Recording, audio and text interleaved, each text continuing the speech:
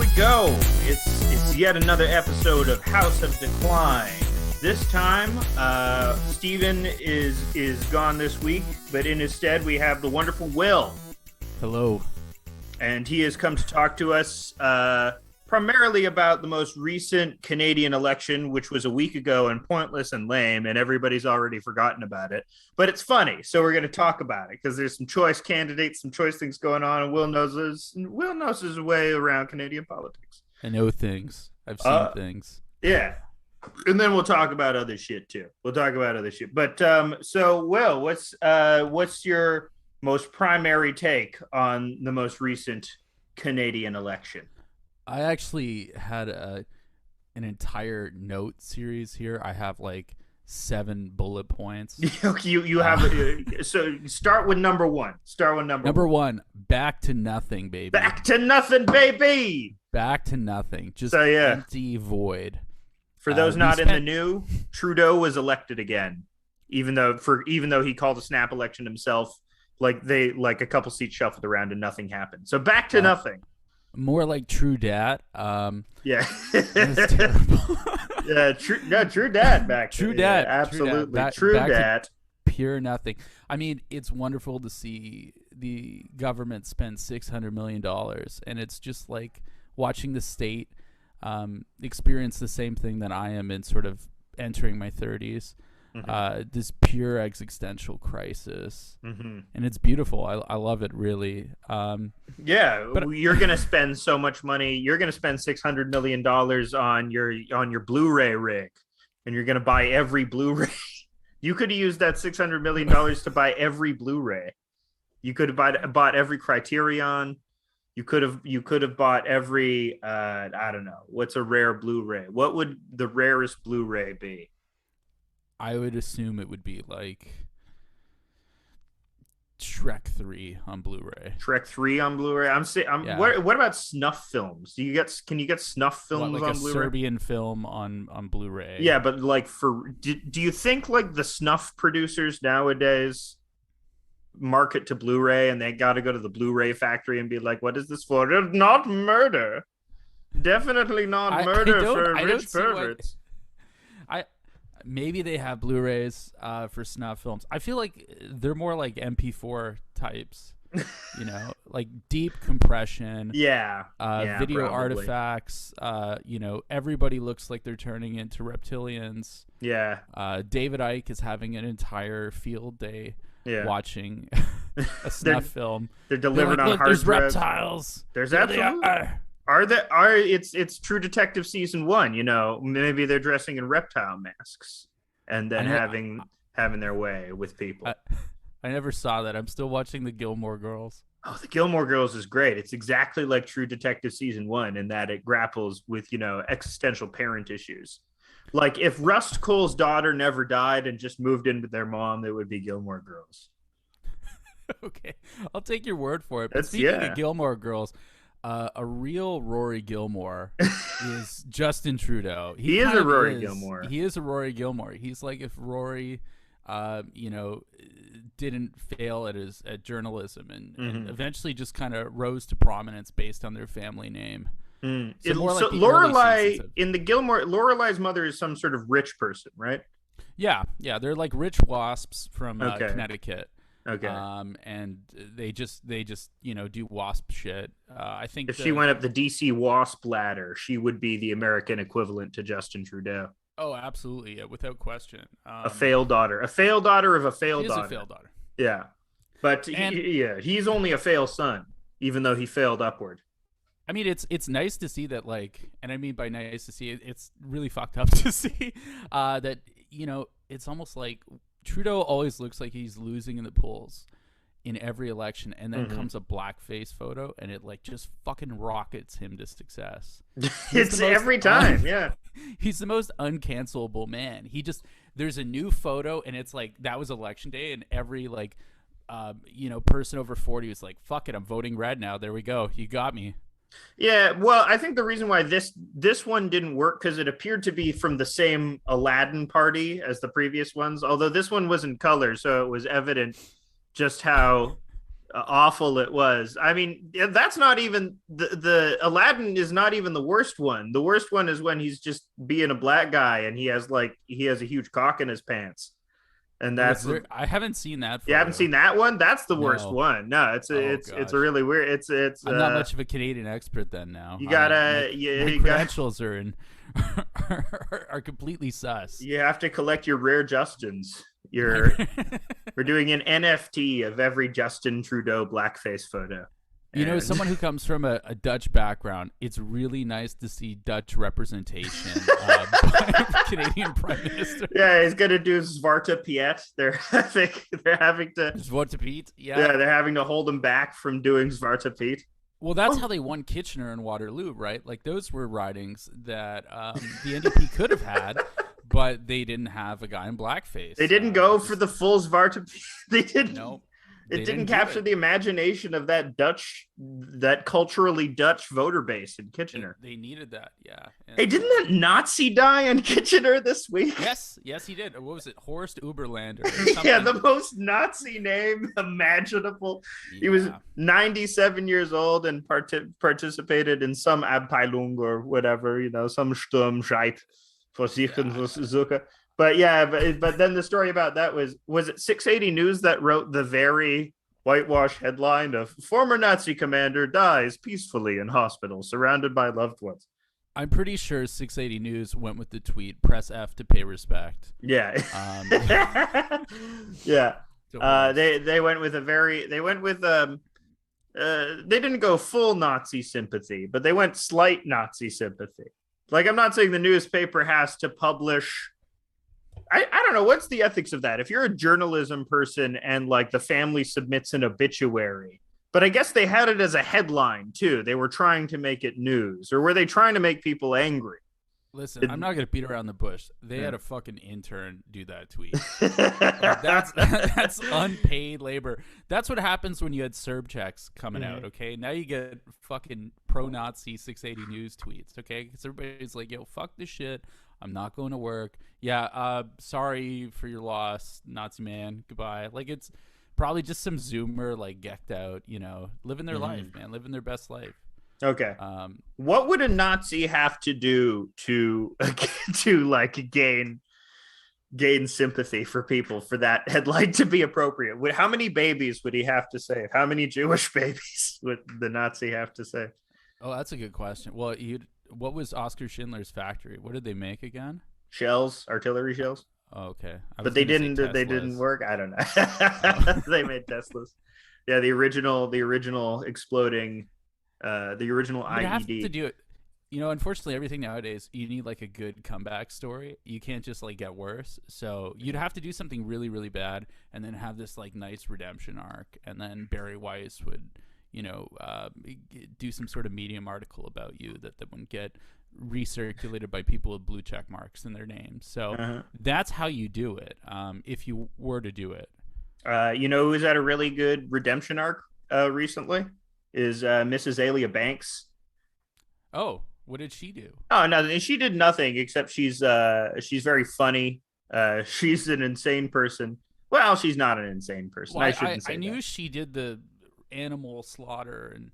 Well, yeah, but that's fine. That's Orishas. That's Voda and that stuff I don't know about, but it's fine for people to do that. I mean, I can't really complain. I eat the byproduct of that. So. Yeah, I eat meat, so I can't complain about someone. She can look a chicken in the eye and kill it. I can't do that shit. I can't do that. I'm a coward. Yeah, Werner Herzog said, the chicken is the profoundest stupidity from looking into the eyes of a chicken. And it's these dumb, senseless animals. I can't even bring myself to kill. I can't even bring myself to kill fish. I feel guilty killing fish. Insects are fine. They're our most ancient enemies. I will kill all the insects. I'm fine with fish because, Kurt Cobain said that they don't have any feelings. Yeah. And obviously he's a marine biologist. Yeah. There is something in the way. That's why Courtney Love killed him. Because of his nascent interest in marine biology was alienating her. No, you're staying in Nirvana. You're going to ghost write for Hole for me. And he's like, no, my dream is the sea. I want to study the orcas. That's not him. That's more Eddie Vedder voice. Yeah, Yeah, don't do no, that to Eddie him. Vedder voice is, "Well, it's me, Eddie Vedder. I'm a horse. Yeah, gonna say I'm Eddie gonna Vedder say here. this is my horse. His name is Eddie Vedder. So speaking of I'm Eddie Vedder Eddie the horse." Vedder, the most Eddie Vedder province I think is still Alberta. It's where the Jarl is so deeply entrenched in the water. I think Theory of a Dead Man was from Alberta. Nickelback, obviously. The great Nickelback is from Alberta. I mean, the nice thing is 9/11. That's when I think Silver's Side Up came out. You're right. It was the album we needed at that time. It was. Oh, Never well, again. what's That's what nice? the song was about. Was Yeah. 9/11. Never again. Really? Was it? No. No, I think it was about domestic violence. Was it about the Holocaust? Nickelback's big Holocaust song, like Chad Kroeger, he watched Shoah and was like, I was deeply moved, and so Well, I thought, Nickelback's got to do Chad their tribute. Kroger's grandfather was like Horst. Like, Right. let's face it. Yeah. He was Chad Kroger's Ja, grandfather. Werner the goating- Kroger. Yeah. I've been Chad- settled here in Hannah, Alberta. Hans Kroger Yeah. was actually a prison guard in Ukraine Oblast. Yeah, there you And go. that's where he really cut his teeth. Yeah, that's where he met Christopher Freeland's grandfather, and they played dice in the alley. Well, speaking of Christopher Freeland, I mean, JT, as I like to call him, as the kids like to call him, he didn't get a majority, which means his time as leader is probably going to be maybe another 2 years, maybe another 4 years if he's lucky. Yeah. But I think Krista is definitely, licking her lips for that job. She seems to be licking her lipless folds. her just Glenn just Close, the perfect list. Muppet-like slit that she calls a mouth. Krista, yeah, she's I mean, She's, on the plus she's there's nothing about her appearance. She's a normal looking person, which is can mock I mean, her appearance. yeah, she looks as normal as any Ukrainian fascist does. Yeah. But I mean, the nice thing about Krista, at least, if she were to become prime minister, is that we wouldn't have scandals about Quebec. They would just be about Azov. I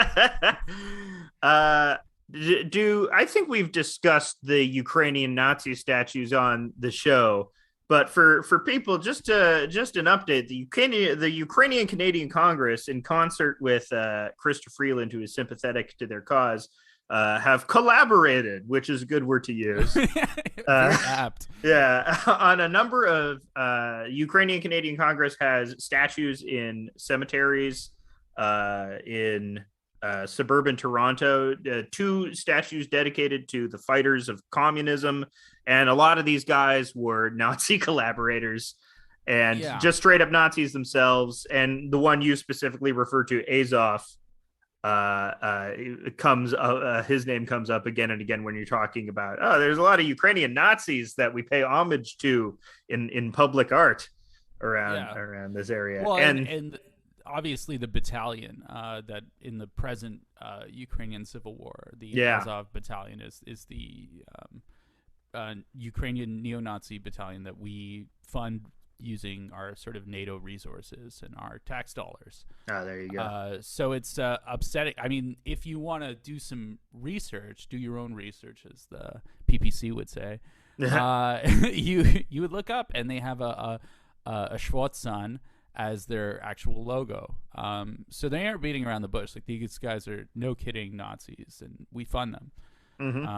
That's pretty bad. There's a classic Ukrainian hero. I mean, so Ukraine's a land of contrast. On the one hand, you'll have someone like Nestor Makhno, who I'm sorry to offend any of the Trotskyists here, but good guy, anarchist. All of our Trot listeners are totally offended right now. I mean, they're shitting themselves. They're getting the Trots. Trots had it out for Nestor. Yeah. But Nestor was fine. Nestor was good, and he is a present sort of Ukrainian nationalist hero, despite the fact that he wasn't a nationalist. He was an anarchist. And then on the other hand, you have someone like Bandera, who was a big collaborator, but also Ukrainian nationalist, who gets a lot of love and attention from the Ukrainian diaspora in Canada. And I'm sure his name is on the Yeah. victims of communism. But I don't think Yeah, that's Macno the big one. That's the big statue in Ottawa that they Yeah. spent $3 million on. Well, I think the price tag just gets higher. And Yeah. I think the funniest part about this election cycle is a lot of parties, except for perhaps maybe the NDP, but the Conservatives and the Liberals were both kind of jockeying over who could spend more on this, Yeah. neo-Nazi cash But yeah, dump. the thing with electoral politics is it's like usually a game of unusually charismatic people.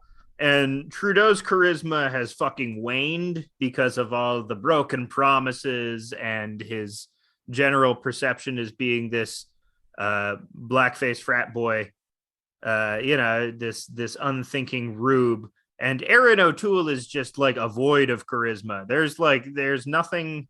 He's sort of like the Mulcair of the Conservative Party. He's like this I think that's also giving ran him far too much credit. I mean, maybe the Elizabeth Warren of the Conservative Party just triangulates himself into a position that nobody wants. He is younger than Justin Trudeau. Wow, he looks like wow. He looks like one of the. Younger. He looks like Hitchcock from Brooklyn Nine-Nine. He looks exactly. I think that was the meme that was going on Yeah. before the election. He's incredibly underwhelming. I mean, you know what? When they announced him in their leadership run, because initially it was between, I think, him, Derek Sloan, famous neo-Nazi Derek Sloan, soon to be. I went to law school with him. Oh, no way. Yeah, he was in my law school class. Yeah, he invited me over to dinner. I said no. That's probably good. I don't think he would have come back. Yeah, he would have taken me away to his weird Seventh-day Adventist family. Oh, yeah, God, really? Oh, he's a Seventh-day. He's a Seventh-day Adventist. That's his deal. Oh. He's a big Ben Carson fan.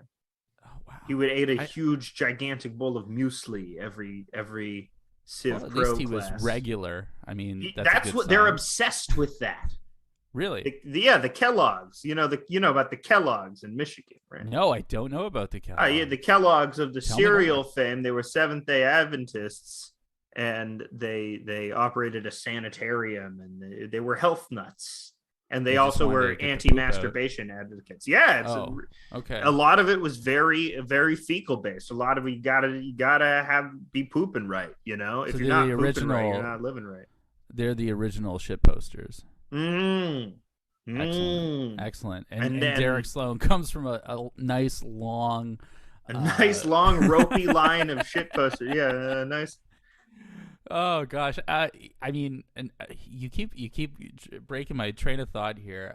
So it was Aaron O'Toole, Derek Sloan, Aaron O'Toole, Leslie Lewis. Leslie Lewis is kind of like Canada's Candace Owens to some degree. Yeah. But why not? It's a good choice. And what's his name?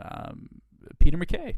Yeah. Oh yeah, Peter MacKay. But nobody likes Peter MacKay. No one likes Peter MacKay, and it's really funny to just watch him fail and fail again. I mean, he failed obviously in 2003 when he was put at the head of the Progressive Conservatives, and then here comes Stephen Harper, and they merged the party together, and that brought us the wonderful and austere Harper years that I'm sure everybody longs to go back to. Mm-hmm. I actually blame Stephen Harper for the Trews song "Highway of Heroes," which is probably one of the worst songs ever made. The Trews, classic Canadian indie. The Trews. Yeah, indie. Yeah, exactly. Absolutely. Oh gosh, I'm not ready to go. That's all I'll say. Mm-hmm. But anyways, yeah, Aaron O'Toole. So of course, when they're having their big kind of caucus get together and they're voting, and Aaron O'Toole kind of runs on this like faux anti-China, like Canadian nationalism, as if we can really do anything to China. Yeah, we're joined at the fucking hip. What are we gonna do? Lose all of our wonderful products? Oh yeah, of course. I mean, what are we going to do if the supply chain's a little limited? We saw with like COVID, if the supply chain's even just a little limited, people start turning over cars and pissing in the streets and fucking their cats. It's a total fucking nightmare. I mean, what would I have done over COVID if not bought Chinese Gibsons, and then resold them as Gibsons on Facebook Marketplace, right? Exactly, Like that's the only way. It was between that and Serb. That's the only way I was able to take a buck. Yeah, you lost your poor quality guitar market.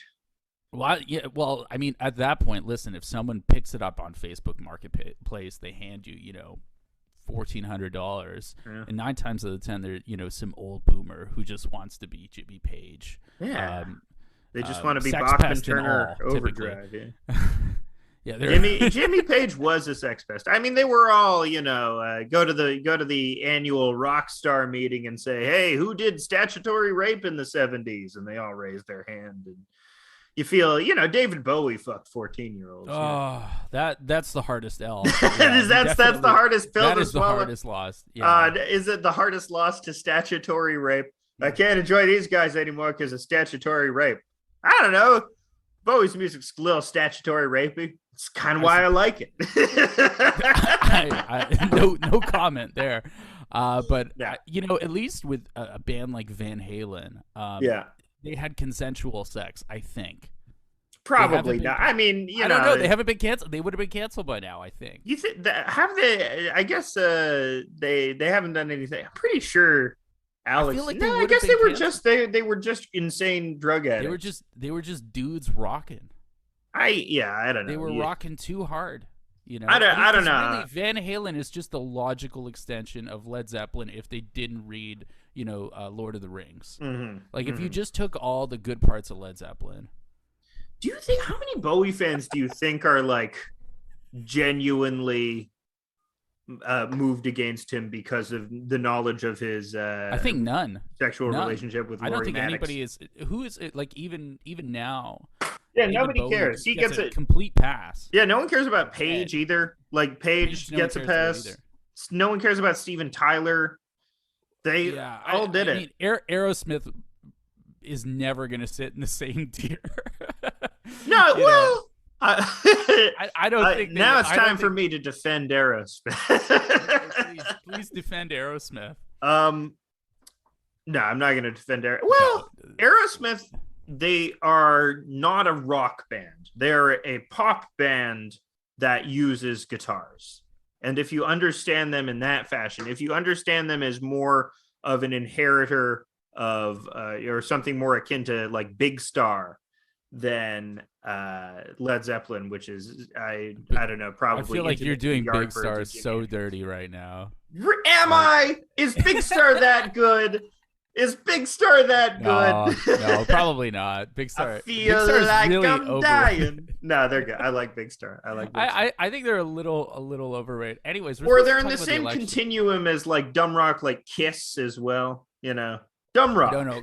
Kiss holds. I will defend Destroyer by Kiss. Destroyer rules. You won't find me it fucking knocking rules. Destroyer. Yeah. Kiss also has great live albums. They're a fun band, obviously. I mean, Gene Simmons is a piece of shit. I think Paul Stanley is. I'm sure. I don't know. Yeah, I think only the drummer that no one likes is Peter Criss. I think Ace Frehley's is probably okay. Everyone, I don't know what anybody's done. All I know is New York Groove by Ace Frehley. Man, that song holds. Kiss slaps. Still slaps. I think they get a bad rep. But I think they slap. Well, speaking of Destroyer, it's Justin Trudeau again. No. So we're on Aaron O'Toole. Yeah. So he's old. He looks old. He has just no charisma. He's a no talent, nothing. What are his man in the park says? Okay, so he did a little gambit at the end where he was trying to be working class guy and he was pitching union legislation, right? Well, he was doing what I like to call dirty schwa politics. Of course, he's from Oshawa, and he's just trying to placate to the old Ed Broadbent writing, only real ones remember Ed Broadbent. But he was just trying to kind of use this like union street credit, being like, oh, I'm going to throw workers on the board of directors at companies. Yeah. Which is, kind of stealing off of like a very German social democratic approach to kind of labor politics and this and that.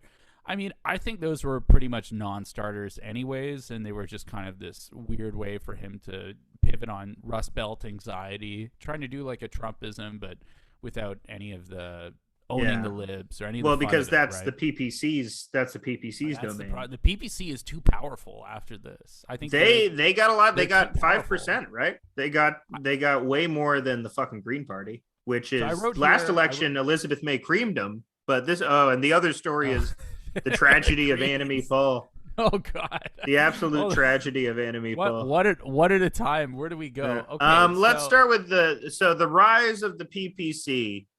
Um, okay. so Canada's had like alternative right parties before, with like the Reform Party in the Yeah. 90s. But this is different because this is infused with weird internet energy, like weird meme energy, the same energy that allowed Meme Trump to magic. coast. I Yeah, think it that's is, what it the is meme magic. 4chan dweebs called it. But yeah, I wrote here PPC, Canada's biggest spoiler or future Frycore. Yeah, yeah. I think it's gonna.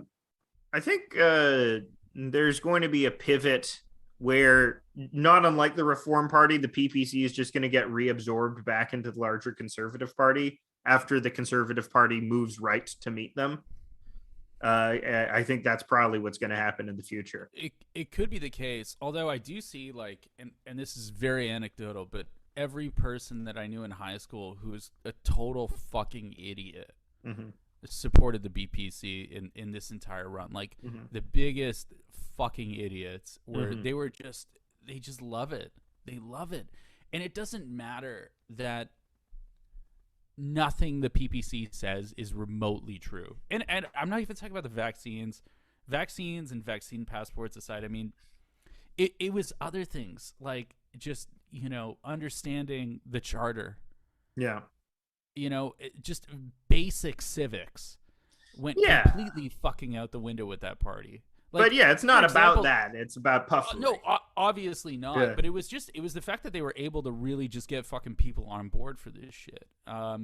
And just a lot of, I would say, non-voters, apathetic people, but then obviously the cranks within the conservative movement as well. Yeah, the anti-vaxxers and the people who are really moved by cultural grievance, which is not a huge amount of people in the country, as we saw, but still enough for it to be a big thorn in the side of Aaron O'Toole. Well, I think the big problem in this election, it was done at a time where shit's fucked. Like, shit is still fucked up. Yeah. Look, I think had Trudeau not done CERB, for example, I think he would have been completely SOL in this election. Mm-hmm. Had vaccination rates even been lower, I think he would have been kind of fucked. Mm-hmm. But those kind of little things has made the entire process just kind of keep moving. But look at things like just housing. I mean, people can't afford homes and they fucking know it. Yeah, there was that tweet that he sent out that nobody wants a free house, and everybody was like, "I would like a free house." Everybody, I would like a free house, please. Yes, a free house would be good. Did you watch the Chernobyl TV series? Yeah, I did. Yeah, you always see like these weird Nazi accounts talk about brutalist architecture. But man, those brutalism's great. Yeah. I mean, yeah, I'm a big fan too. I'm very pro brutalism. But look at how It's roomy aesthetically those beautiful. Soviet apartments were. I bet the cost of those apartments was not it was not a significant portion of their monthly allotted whatever. Oh no. Well, I think in a lot of cases they were given apartments. I mean, the other thing was too is, I mean, you threw some carpets on the wall, you called it a day. There you go. You got a ladder. Apparently in the Soviet Union, the ice cream was better. Okay. This is what they say. But the other thing is I mean, they stomped our asses in hockey. And that's what really matters. And I always wanted to write this to people who were like anti-vaxxers or like PPCers who were claiming, communism's coming with the vaccine passport. And I said, well, fuck, man. Are the Leafs going to win a cup after that? 'Cause the Soviets had a great fucking farming system for players. And you know it because after the entire system collapsed, all those guys, Larionov, Fedorov, Kutsenov, all these guys, they fucking all went to the Detroit Red Wings and fucking had like 3 cups. Yeah. Pavel Bure, what a fucking wicked player, right? So Shanahan. Okay, no, Fucking. Shanahan.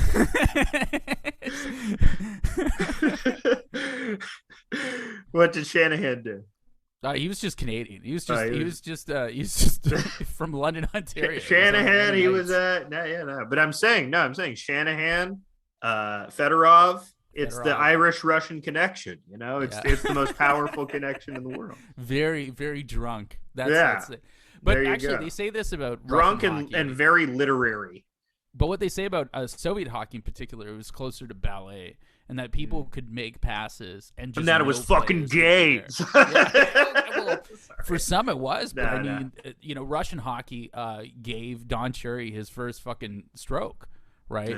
When those players entered, that completely changed the game because you couldn't just go around, beating people to death and then, holding a Stanley Cup up. You actually had to start fucking putting the puck in the back of the net.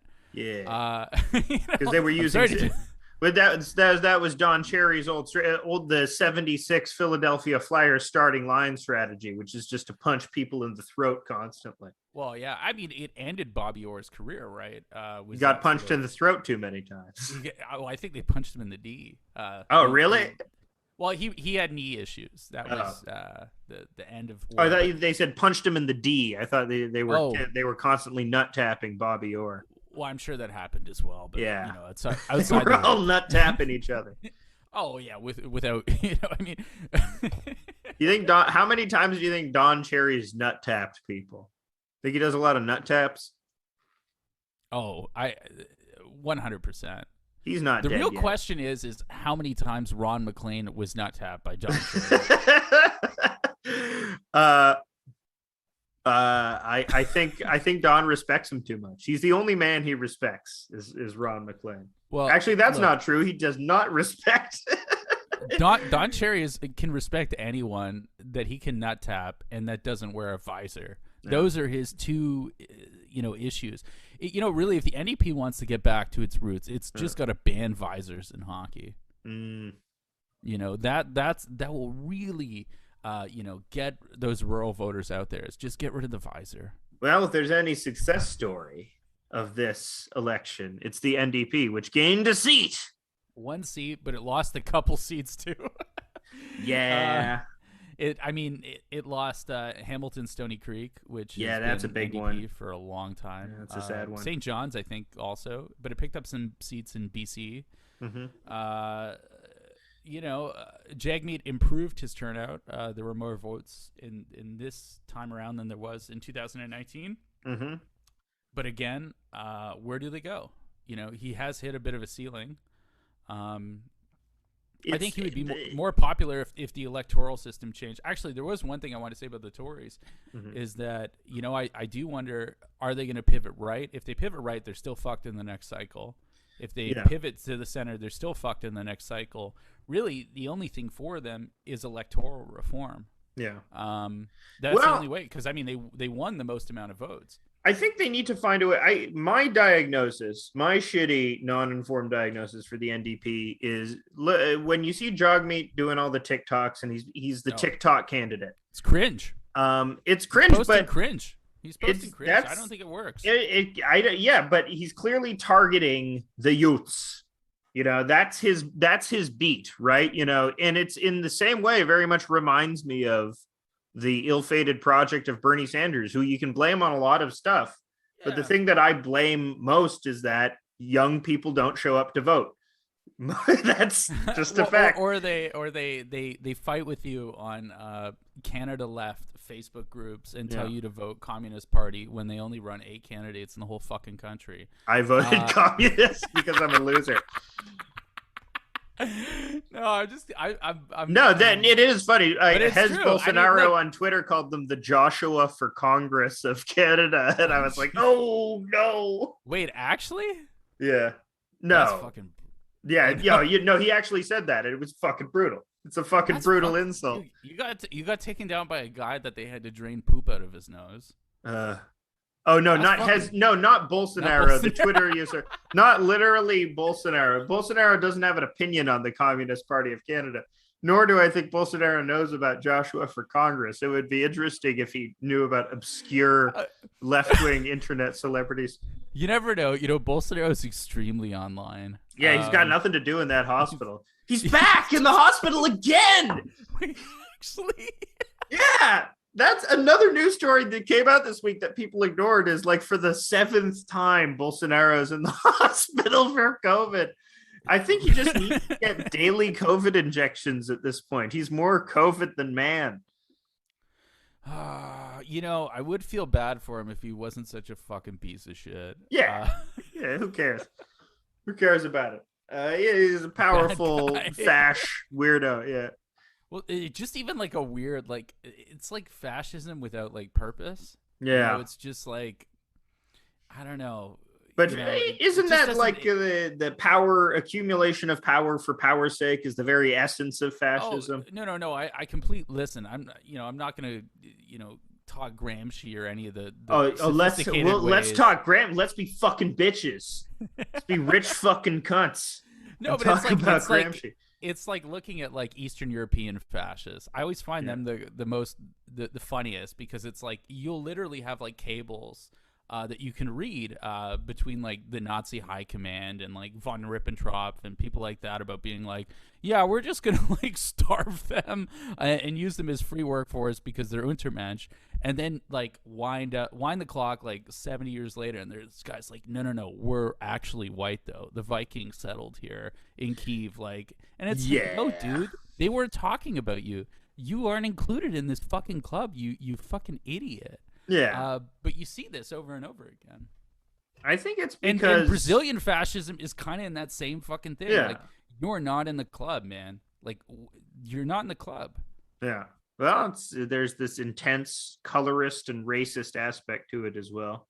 Oh, absolutely. Like, I'm sure within Brazil, there is, obviously there is a hierarchy within, racial prejudice and this and that. But I mean, it's so kind of weird to see it. How these things, like it's like a copy of a copy of a copy. Yeah. It's like, meme get washed out, 500 times. Is Maxime is Maxime Bernier's our equivalent of that? But is he our equivalent of that? Is there somebody worse than him? Or is I'm sure, yeah. There's like the Canadian nationalists and yeah. I mean, Canada loves to export fascists. I mean, we do that. Yeah. That's like our deal. That's our guy. Who are our top guys? Gavin McInnes is one of our top guys. I think he's still considered alt-light within that. Right. But Ernst Faith Rahm, Goldie is really the one to be, I'd say, the most concerned about. Is she still plying her wares? She's still applying it, She's out there. She is the Ukrainian Canadian Klaus Barbie. Yeah. Oh, absolutely. Well, she is Bandera Barbie.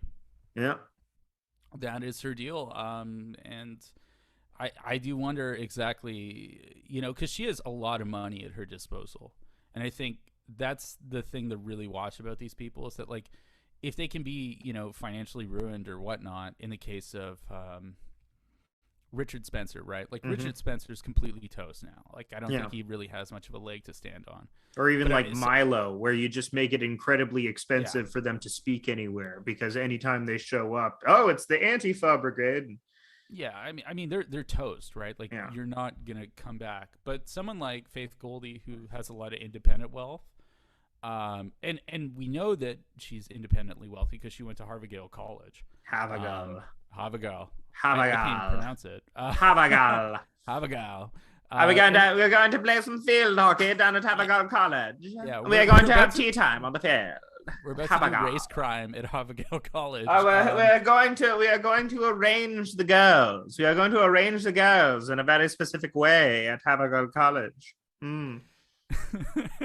I mean, I don't know. She came out of one of those expensive academies, which makes me believe that she's got money in the bank. She has money to continually be a pest, despite any ways to destroy her career in any meaningful sense. So Maxine is running a little grift, right? Like I firmly believe that Bernier has a vaccine. Yeah. He's one of those guys. He's a Tucker Carlson type. He's not a middling conservative radio host that die for their beliefs. No, like he's a crank that just wants to get rid of the milk board. Like, he's obviously racist. Yeah, that's his big not thing. Very particular for Quebecers, right? At this point, that seems to be the status quo in Quebec. He's more like a Um, Nigel Farage type, where he's just got this yeah, one thing that he wants, and you've hit on it. The milk board, the Saputo monopoly on Canadian dairy products. That's one of Maxime Bernier's big things.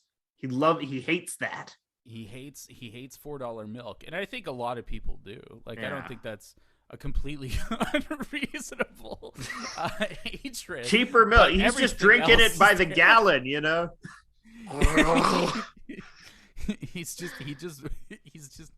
He's a lactose boy. I don't Yeah, know what to tell you. he's He's a a milky boy. he's a milky boy.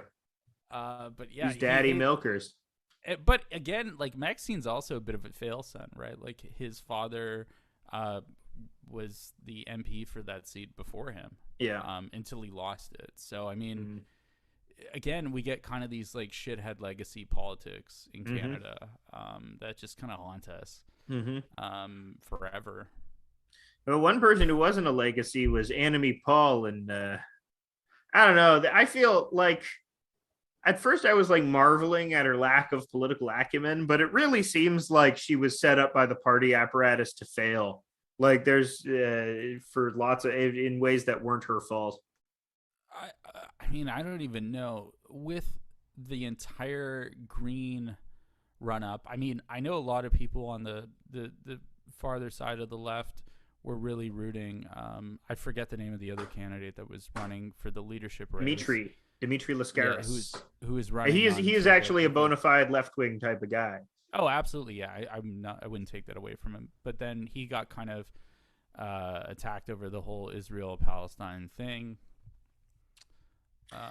Yeah, they did the Yeah, anti-Semitism smears. he got the Corbyn kneecap. Yeah. The only Um, reason why Bernie was able to evade it was because he's Jewish, because he's the most visibly Jewish person to ever.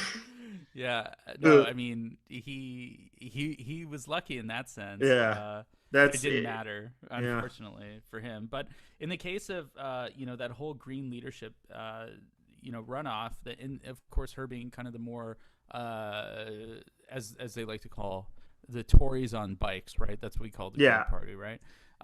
She was more the neoliberal candidate, and Yeah. She had but ties to apparently the she Bolivia wasn't. coup or something Oh, like that. is that the case? Is I'm there something not entirely she aware. had some weird Yale international development ties, and she was also a Zionist as well. I know she was a Zionist for Yeah. sure. But I mean, irrespective of that, like in Canadian politics, that's not really that unique. No. Um, Well, it's becoming a thing. It's slowly becoming a thing after mhm. the madness that went down this summer. Jagmeet Yeah. was actually bullied into taking a position, which the NDP had never taken the position of, hey, let's stop our arms funding to Israel. Well, I mean that. So that is kind of true. Although Bob Rae claims that he left the party due to the party's position on not being pro-Israel enough. Bob Ray's a weird Obviously, guy. that's not the case. Why he left? Like, he left because they were gonna fucking pitchfork him out Yeah. of the party. No one wanted him there. Yeah, he's incompetent. Yeah, no. But his claim was that it was due to anti-Semitism within the NDP. Yeah. But all kidding aside, though, in the case of Anime Paul, I mean, you do kind of feel bad for her because after they had that turncoat seat in New Brunswick, and apparently it was Elizabeth May that was trying to coup her out of the party the entire time. So there obviously is some sort of, I would make the case, like, racial prejudice against her within the party. Oh yeah. Maybe she was sort of DOA from the get-go, but the party is a complete mess now. Like, I don't know what you do with the Greens. Well, it's weird. So what do they run on? Like, if they feel like this holdover from the 90s, this sort of like Naomi Wolf era environmentalist sort of this very Fern Gully party, which has those values. Or as we say in the biz, they're a post-material party. Ooh, why are they a post-material party? They're beyond material politics. So they aren't talking about wages. They aren't talking about increasing material standard of living. No. We've solved those things. We're post-material. Now we're worried about how capitalism is just burning the planet to the ground. Yeah, but yeah, But they by wouldn't the even say nature of that, capitalism. They would just say, "Oh no, it's individual consumption is burning the yeah, planet to the ground." Right. So that is, I guess they were trying to get back to that kind of post-material roots of the party. Obviously that, and I don't think the Wi-Fi fear was in there in this platform, but I know no. with May prior to that, she was really spooked by Wi-Fi. Uh, Just like Dr. Naomi Wolf.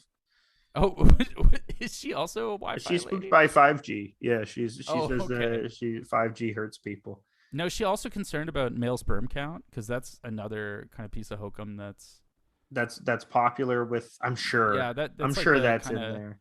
the crystal mom like alternative, you Low know, sperm counts. yeah, the like Not producing as much thick cum, as much thick juicy cum. Our boys' loads are waning.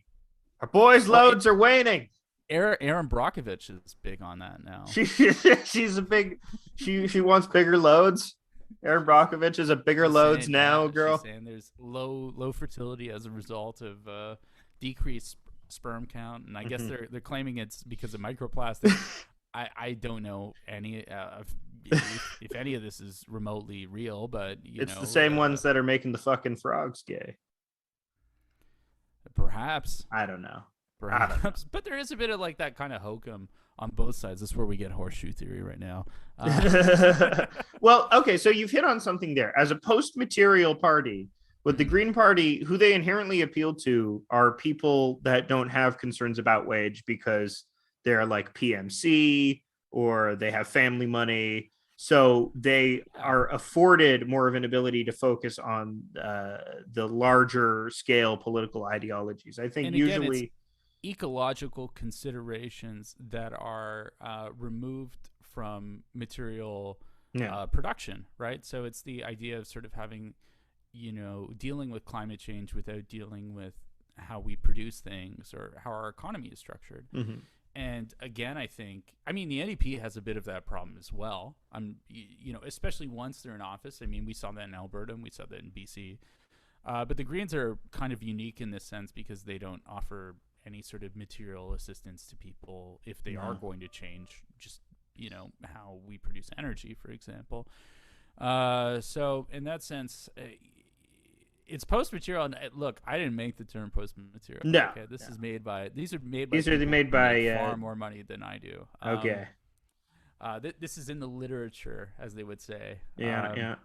You're reading your Horkheimer or Oh no, no, whoever. no! It's not in that kind of no. I mean literature by people who actually make money. Oh, like academic literature, like Academic, Malcolm yeah, Gladwell, absolutely. like Well, Malcolm Gladwell. well, not even a Malcolm Gladwell. Like this is well within like kind of political science literature past the 1990s. Is this sort of rise of post-material politics? Mm, And again, I mean, what is more material than living on a planet?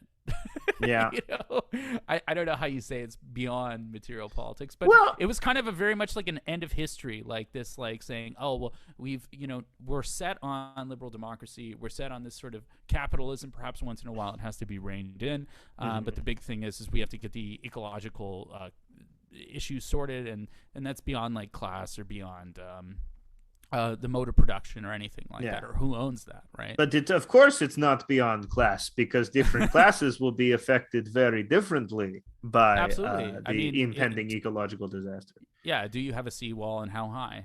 Uh-huh. Um, How you high is know, your seawall?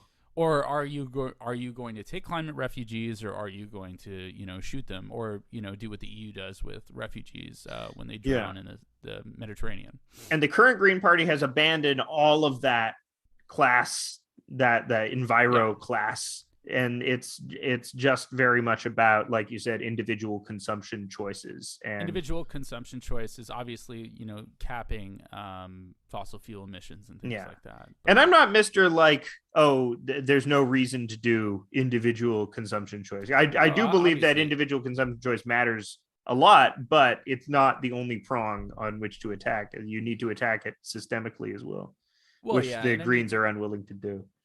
yeah, again, too, we also have to kind of think in carrots and sticks. You shouldn't be focused solely on just and this is one area where I would agree with the Alberta NDP. Ooh, But in the sense No, is that a sin. no, but I mean, like, you should be diversifying the economy and offering people new jobs or ways to sort of help people if they become displaced, if they're in industries that, shouldn't exist anymore. And I think the Notley government was trying to pivot on that. Yeah. Who knows? Maybe they'll have another shot to. Yeah, Uh, trying to wean Alberta off of oil though. off of Texas tea. It's Yeah. a difficult task out there. We got a billion orphan wells. We got all sorts of Bart Simpsons falling into orphan wells. It's terrible. Yeah, poor oh god, Alberta. Oh, that I mean, gosh, you want to talk about giving Trudeau the election? I mean, Jason Kenney. Kenny, the worst, somehow made Doug Ford. Doug Ford is in a distant second for worst premier, and that's Doug Ford, a bad premier. Yeah, no, Doug Ford's an awful premier. I think the hardest part with Doug Ford though is I think everybody knows he's stupid and way over his head. Yeah.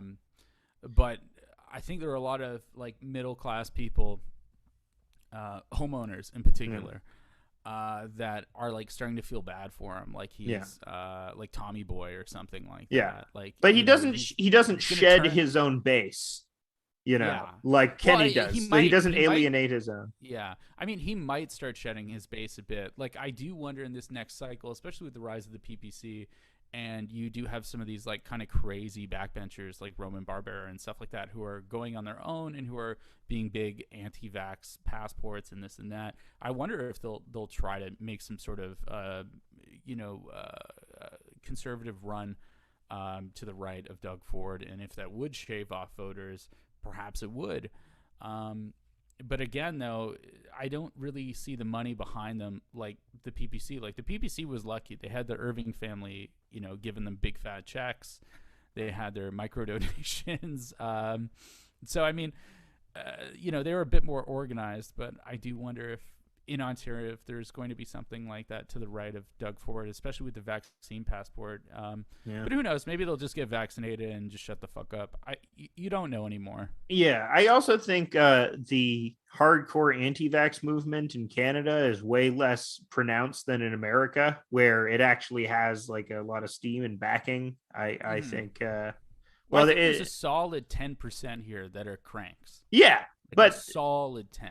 I think in America that number's probably closer to 20. Oh, maybe 30 in some states. 30, my gosh, who knows? In some states, they might even be the majority. Like, you look at Alabama or Mississippi or Texas. Not to, I mean, a lot of people there don't get vaccines.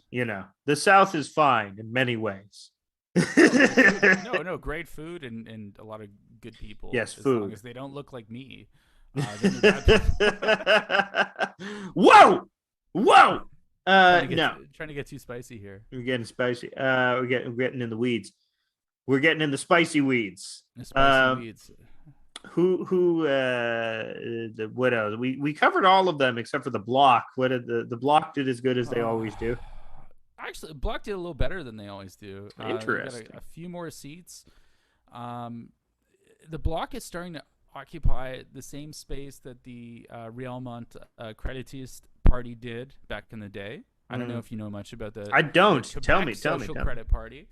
So they were like nationalists, but they were also social conservatives. Now the Bloc obviously believes in climate change, and they believe in social welfare and this and that. But they're definitely kind of teetering on this like third position kind of politics. Obviously, when it comes down to Islamophobia, I mean, they're number one at that. They love it. It's their thing. It's their guy. Enough of it, and not even just Islamophobia. I mean, like the Bloc and even the CAC and even the Parti Québécois are even fairly anti-Semitic as well. Yeah. I mean, I've gone back on my position. The Charlie Hebdo guys deserved it.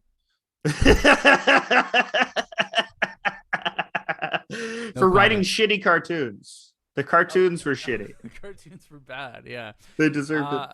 I mean, so if you look at the way I kind of come about this is that if you look at how the Bloc has kind of now pivoted more towards CAC, which is the funniest fucking political party in Canada. I mean, it's CAC. The balls to call yourself the CAC is amazing. I mean, they were really going after CAC supporters, and again, it's kind of like the CAC in and of itself is like this reimagining of Union Nationale, which ran Quebec prior to Bourassa, before the sort of Quiet Revolution and this and that. So there's this weird position in Quebec now where they've given up on sovereignty as like a real possibility, and they've now settled with just having kind of distinct jurisdiction. And that distinct jurisdiction is effectively francophone white nationalism. Mm. And Well, so I think, I think with a touch of socialism, Well, no, I mean, but look, I mean, like, just saying you have a welfare state is not necessarily socialist, right? I like to think as Canadians we're above the American. Socialism is just when the government does stuff. Yeah. Well, I mean, what is the Bloc's position on, say, labor? And like, does it intend to strengthen labor? Does it have a position on nationalizing stuff? Nationalizing, no. Labor, I would imagine it's still like, I mean, Quebec has a different labor culture than the rest of Canada. I mean, Quebec actually takes strikes seriously. They have a far more robust labor movement. I mean, they have they don't have the highest rate of unionization. That's Newfoundland. Yeah. In fact, but they have the second highest rate of unionization. And I mean, like, they're definitely pro-labor. I don't think they would be, laissez-faire or anything to that. Because they inherit that French attitude towards labor. So, no, work out. Labor is our labor. We will not give it up. Exactly. But again, though, that kind of fits in with this more European nationalisms that have even emerged. Like, if you think of the Danish People's Party, which was extremely xenophobic, but still, would throw these kind of in the biz they call it corporatism, right? Like the idea of having labor and capital duke it out, and you have the state sort of mitigate that, but having a place for labor, and in particular having a place for white labor. Yeah, and I feel like immigration isn't organized labor in particular, right? It's often in like dualized labor, as they would say in the literature, which would be in these kind of low end, low skilled jobs, or if they can't speak the language in Quebec, they're subject to effectively washing dishes, pennies at the dollar. They're not in unionized positions, right? So, and especially if the majority of your unionized positions are in civil service and they can't wear any of the religious signifiers or items, or whether it be a cross, they have or a turban or whatnot, or a hijab, guess what? You're not going to be a unionized employee. So that kind of cuts you out of a fair portion of middle-class income. And so again, when you're looking at whose labor is supported and by what unions, it comes down to being ostensibly whiter unions. And that's kind of an important component there. So, I mean, in Quebec, it seems like they just want to maintain the order as it is. They want more autonomy within the system. They don't really want to separate. I think that's pretty much a joke at this point. And, now the big key is to see, well, how much money can I negotiate out of the federal government for our own sort of nation-building projects. Yeah. And that seems to be what the Bloc has settled on. Yeah, we are going to have our little enclave of weird European racism in Canada. And the irony, too, is that it's Quebec's immigration policy that has doomed them, right? Quebec insisted to have immigration that would only be from French-speaking countries. Well, guess what? A lot of that is North Africa.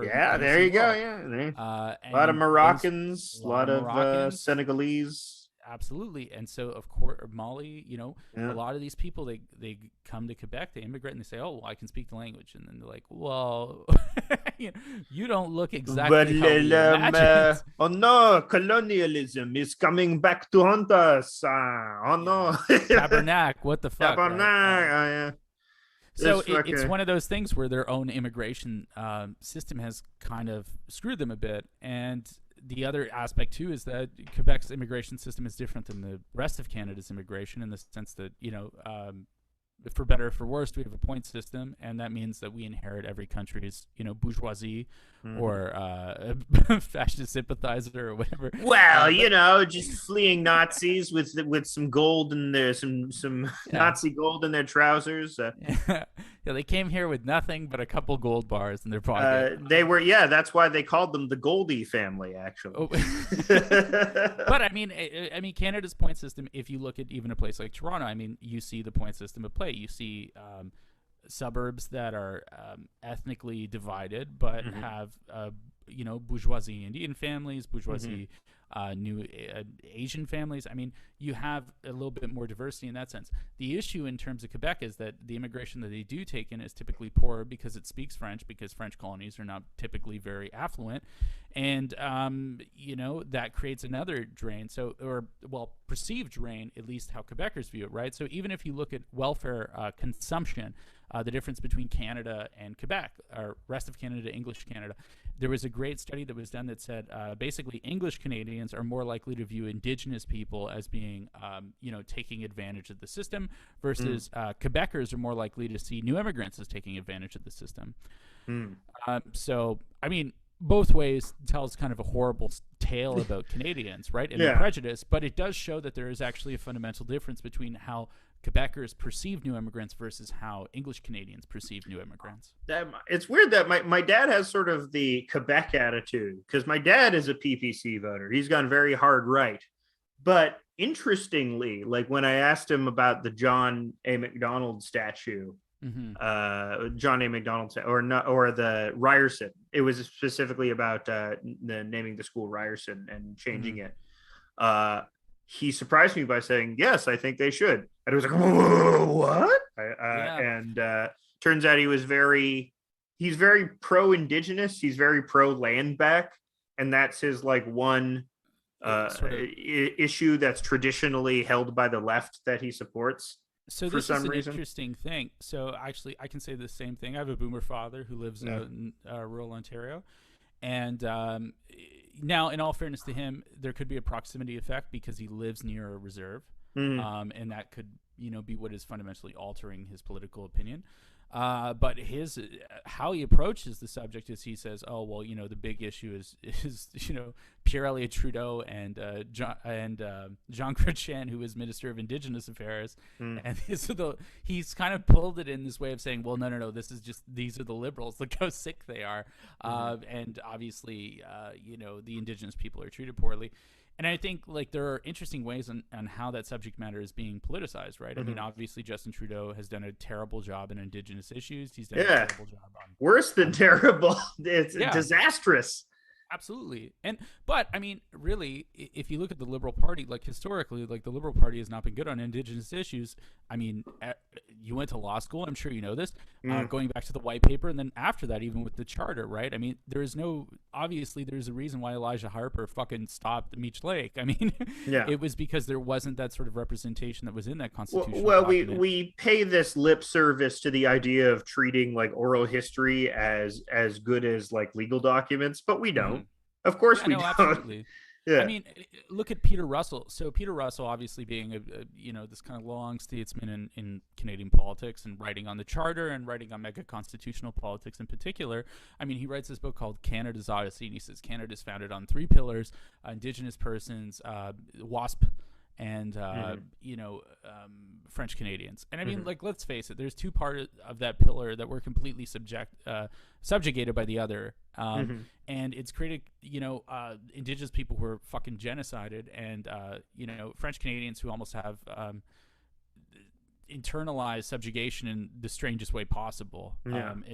Kind of replicating it on now new immigrants. Yeah. So I mean, it's a very to even pay lip service is not really getting a grasp of what the narrative is and how complicated it is. Mm-hmm. Canada's a hot mess of a colonial fucking country, Yeah. and but it is interesting to see that you see even people who perhaps are on the more right of the spectrum are still coming to grips with the reality of how fucked this country Yeah. was in its foundations. I think it also might come down to the fact, like you said, my dad has good anecdotal experiences with Mm-hmm. indigenous people, which is, I think, maybe why he's more amenable to. Another reason that I've diagnosed is that he hates Trudeau so much that Yeah, he's looking for just bad anything faith. to. Yeah. Yeah, I don't think it's bad faith. I think he's Well, convinced himself. Well, it might be bad faith. I don't think it's bad faith. I think he's yeah. genuinely convinced himself that he cares about indigenous rights, and maybe in Well, doing the so. irony though is that it's the PPC that not to defend Trudeau, and I'm not trying to. The PPC are they want to literally rip apart treaties. They want to destroy the Office of Indigenous Affairs. Yeah. And I mean, obviously there's issues with this office. I don't, I if I were to go back and say, obviously more autonomy the better. If there was a way to even incorporate Indigenous people into sort of federalism, or a way to sort of alter the system in a way that would be more accommodating, I think that would be probably a good realistic first step, at least. Obviously there are people who are Indigenous scholars, or who are actually Indigenous themselves, who would probably take a more radical decolonial approach to it, and I'm not really one to speak. Neither of us are expert. Neither of us are qualified to speak on this. I've read Graham Coulter's Redskin, White Mass, and this and that, but that doesn't give me any right to. Really no, you can't. You can't. And I wouldn't want to, but this. But back to nothing is what the we're. PPC, but like the PPCers want to rip the treaties up entirely, and just want to basically do White Paper 2.0, and live in this sort of laissez-faire tabula rasa, where no, you're just citizens in a state, and that's that. And there's no gold in that fucking road. It doesn't seem very sensitive to the needs of people. I mean, people generally like having cultures to themselves, right? Well, I don't know specifically. I mean, Indigenous cultures are unique, and there's a lot of different ways and different approaches. That was the wrong way to frame it. What I mean to say. No. What I mean to say is that,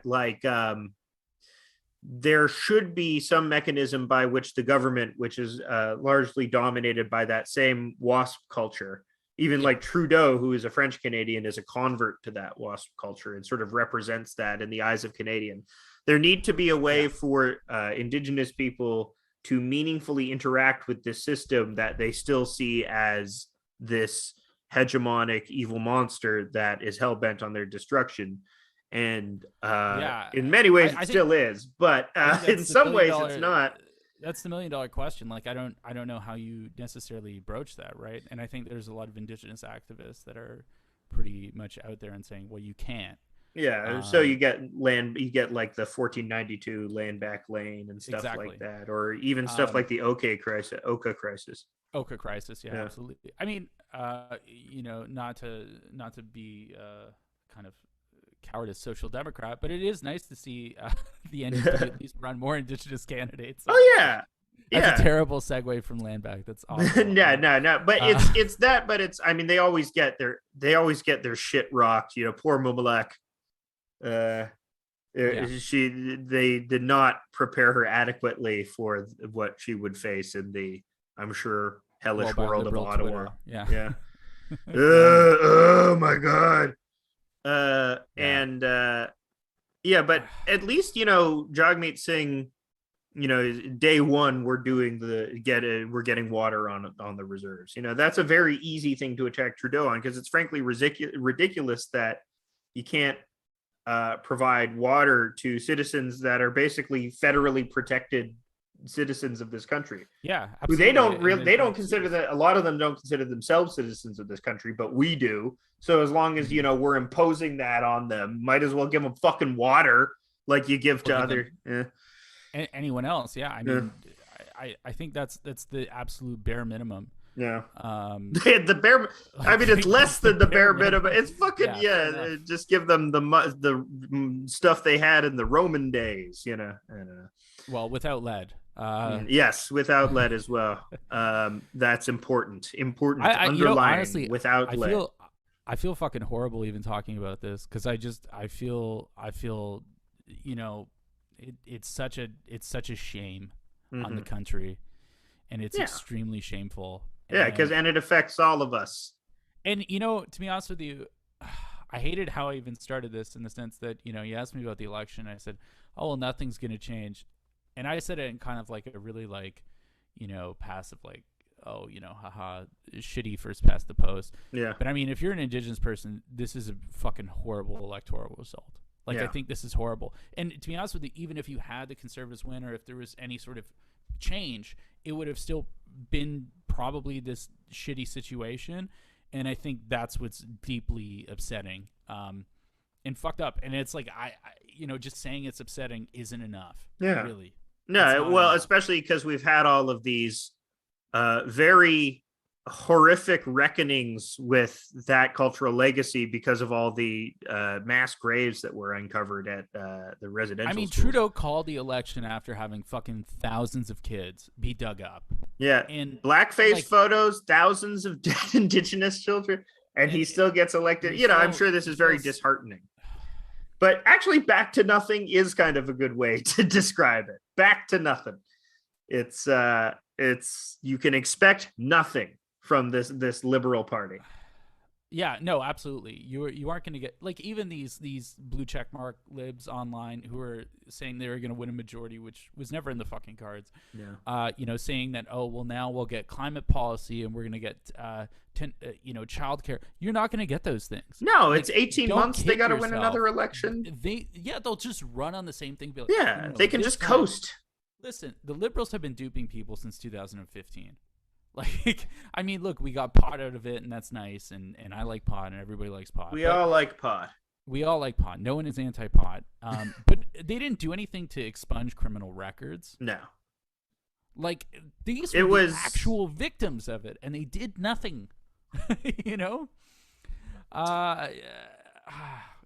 See, that's the worst part about the whole liberal situation is, like, they win.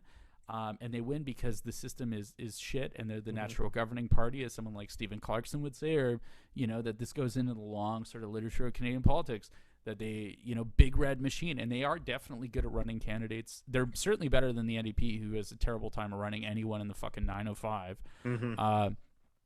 But they win, and they're terrible, and they can't keep out of scandals. It's awful. And it's sad. It actually just is fucking sad. It makes me sad. Well, because they're the left or centrist party that appeals to old people. They promise to protect the interests of old people. Well, I mean, deep down at the end of it, they're still running on, the metric system or the charter. Like, they're still running on big accomplishments that were done, 40 years ago, effectively. By my dad. But I thought you said remember my dad. He was cool. I guess it's also like this boomer energy and love and appreciation of Pierre Trudeau, which absolutely for Pierre Trudeau, and I think a lot of it was just because he stuck it to Quebec. If you're in English Canada, like they just like that he like Pierre Trudeau was Canada's first tanky. We love tanks. We love tanks, don't we? Here, folks. He rolled the tanks in. Not fast. Everybody loves when they're used against the French. Well, I always say, everybody loves the boot. It just depends on who wears it. And I think in the case of Pierre Trudeau, they like that he was authoritarian when it was viewed in their interest. You talked earlier about Chrystia Freeland licking her lips, where I guess the thing about Justin Trudeau, too, which people are fed up with, is the fact that it's so evident that he's a patsy and sort of he is this robot or avatar powered by the big red machine and doesn't really. Yeah. Whereas Pierre Trudeau had like a personal governing philosophy and like you really understood that his opinions about things came from his own brain. It seems evident that to everybody that Justin Trudeau is this puppet figurehead, whereas someone like Chrystia Freeland is more of the brains of the outfit. I would say that's definitely the case. I mean, she's definitely going to be who will come out of this. Yeah, one way or the other. I think she'll come. This was for her. This was for Chrystia. Maybe that's Chrystia. Who it was. Yeah. I mean, it's okay. So it's weird about Chrystia Freeland for Chrystia forever ago. Chrystia, she's awful on foreign policy. I don't think there's any way to slice it. Yeah. I think on domestic policy might not be terrible, but on foreign policy, really bad. Yeah, I mean, she's tight with the Nazis. She's a little tight with the Nazis.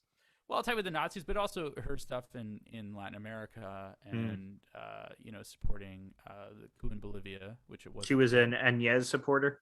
A Jeannie Yes. Añez supporter. Very Yeah, funny. she was Very very funny. very scared of Latin Americans How could having you? control. How could you hate Avo? He's the most. He's the most adorable man on earth. Because Vuvuzela, I Sure. don't know. Well, it's just kind of the Oh, same it was thing for Venezuela. Who communism. are we Yeah. talking about? I get how you can hate Maduro. Maduro's not. I get it. He's not that appealing. But Avo's so No, nice. Avo, Wait, which one good is the person. coup in Bolivia? It was Guaido in Vuvuzela, Guaido. No, it was Guaido and Vuvuzela, and it was and Jeannie then it was Añez in Bolivia. yes. I don't. Yeah, And man. that, There were a lot and of. a There's so there's many shit that coups went in down. South Yeah. America. I mean, that's a really good way to just summarize the Wikipedia page of coups in Latin America. It's like, whoa, fuck. There's Where'd so all this many. come from? There's a lot of It U.S. typically and happens- Canadian-backed coups in South It America. typically happens the moment that you have any leader say, "Oh, well, hey, we're gonna do land reform." It's like, oh, done, iced, put on ice, Jakarta method in place. They just like run it, and you're taken out. And you know what though? It's not even just Latin America. I mean, look what happened to the ex prime minister of Sweden, who was a social democrat and who basically is responsible for a lot of Sweden's welfare state, and he got taken out by South African mercenaries. I'm not going to point fingers as to who organized that hit, but boy, oh boys, that's us. Yeah. Cold War was a wild time, and I think it sucks in Canada because it's like the best that we have is really some sort of watered down social democracy, and we're just going to have to hope for the best when it comes down to climate change. Yeah. But they never assassinated Tommy Douglas, so that is They something. never So we have a little assassinated space. Tommy Douglas. Yeah, They never got shot him. Tommy Douglas. Yeah, no, they didn't do it. He died from fucking too hard. He did. What? Okay. Well, I think that's a good place to end it on. Thank you so much, Will, for being on. You have valuable political insights, and we appreciate it. This was fun. This was great. I'm glad we could do this. Yeah. So, yeah, overall, I think the title of this episode will be something you said at the beginning is Back to Nothing. And so, Nothing, yeah. And we'll see you next week on House of Decline. Thank you, Will. Bye-bye. Thank you. Bye-bye.